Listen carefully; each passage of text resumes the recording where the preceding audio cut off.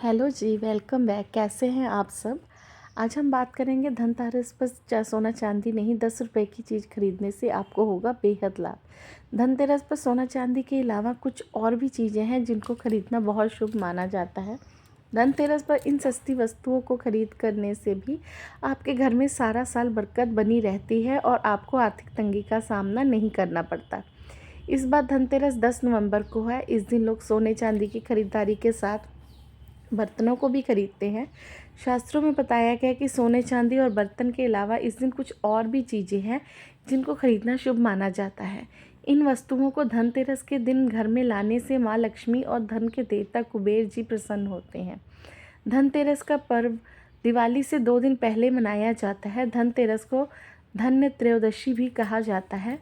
इसे इस दिन धन के देवता कुबेर और आयुर्वेद के देवता भगवान धनवंतरी की पूजा की जाती है। सुख समृद्धि और अच्छे जीवन के लिए धनतेरस का दिन सबसे अच्छा होता है।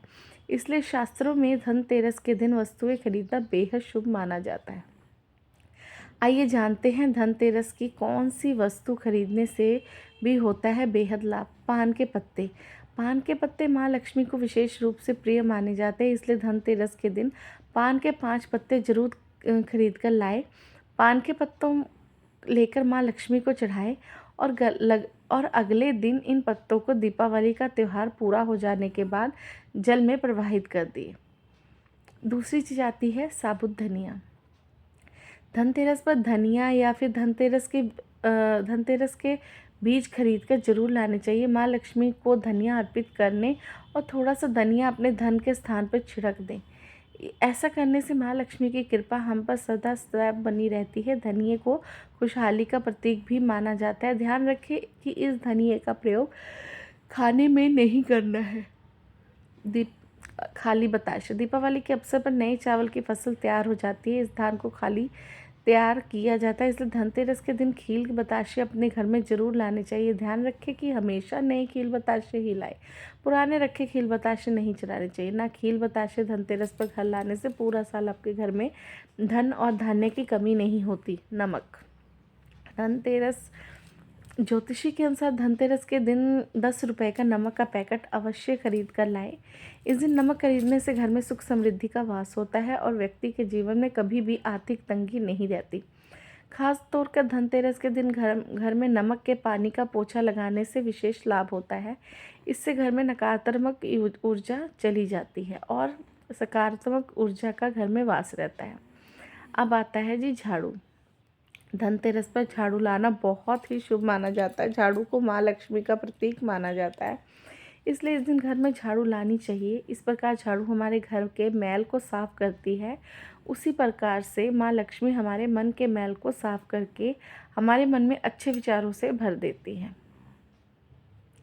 अब बारी आती है जी लक्ष्मी चरण की। धनतेरस के दिन लक्ष्मी चरण घर में लाना बहुत शुभ माना जाता है।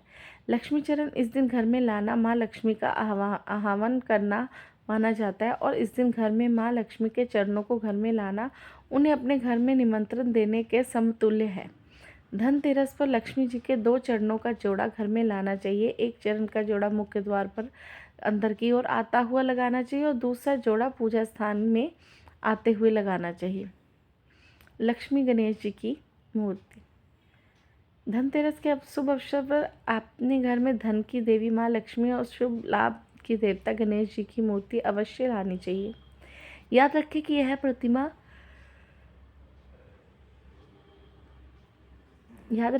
प्रतिमा मिट्टी की बनी होनी चाहिए। धनतेरस के दिन गणेश लक्ष्मी की प्रतिमा लाने से आपके घर में सुख समृद्धि का वास रहता है।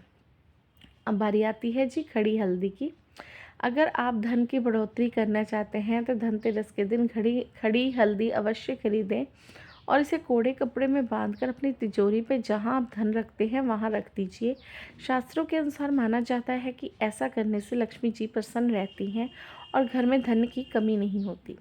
धनतेरस में इन चीज़ों को नहीं खरीदना चाहिए। धनतेरस वाले दिन ऊपर बताई गई चीज़ों की खरीदारी करना बहुत शुभ माना जाता है, परंतु कुछ चीज़ें ऐसी हैं जिनकी खरीदारी धनतेरस के दिन बिल्कुल भी नहीं करनी चाहिए।